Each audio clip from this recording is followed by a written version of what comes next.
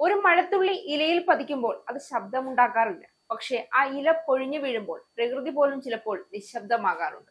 ഇന്ന് മലയാള സിനിമയുടെ ലോകത്ത് നിന്ന് അത്തരമൊരു ഇല കൂടി ഒഴിഞ്ഞു വീണിരിക്കുന്നു. ഒരിക്കൽ നമ്മെ പൊട്ടിച്ചിരിപ്പിച്ച, ചിലപ്പോൾ കണ്ണീരിന്റെ ആഴങ്ങളിലേക്ക് കൂട്ടിക്കൊണ്ടുപോയ, ജീവിതത്തിന്റെ നിസ്സഹായതയും മനുഷ്യന്റെ മഹത്വവും ഒരുപോലെ അഭിനയിച്ചു കാണിച്ച അതുല്യ കലാകാരൻ സലീം കുമാർ. ചിരിയുടെ ഒരു യുഗം ഇവിടെ അവസാനിച്ചു. മിമിക്രി വേദികളിൽ നിന്ന് ആരംഭിച്ച അദ്ദേഹത്തിന്റെ യാത്ര മലയാള സിനിമയുടെ ചരിത്രത്തിലെ ഏറ്റവും തിളക്കമുള്ള അധ്യായങ്ങളിൽ ഒന്നായി മാറുകയായിരുന്നു.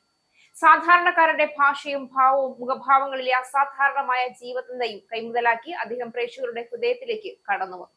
അഭിനയിക്കുകയല്ല, കഥാപാത്രങ്ങളായി ജീവിക്കുകയായിരുന്നു സലീം കുമാർ. 1990കളുടെ അവസാനത്തിൽ സിനിമയിലെത്തിയ അദ്ദേഹം വളരെ വേഗം മലയാളികളുടെ കുടുംബാംഗമായി മാറി. പുലിവാൽ കല്യാണം, തൊമ്മനും മക്കളും, മായാവി, ചതിക്കാത്ത ചന്തു, കിലുക്കം കിലുകിലുക്കം, കുട്ടനാടൻ ബ്ലോഗ് തുടങ്ങി അനവധി ചിത്രങ്ങളിൽ അദ്ദേഹം അവതരിപ്പിച്ച കഥാപാത്രങ്ങൾ ഇന്നും പ്രേക്ഷകരുടെ നിത്യ സംഭാഷണങ്ങളുടെ ഭാഗമാണ്. ഒരു തലമുറയുടെ ചിരിക്ക് അദ്ദേഹം നൽകിയ സംഭാവന അളക്കാനാകാത്തതാണ്.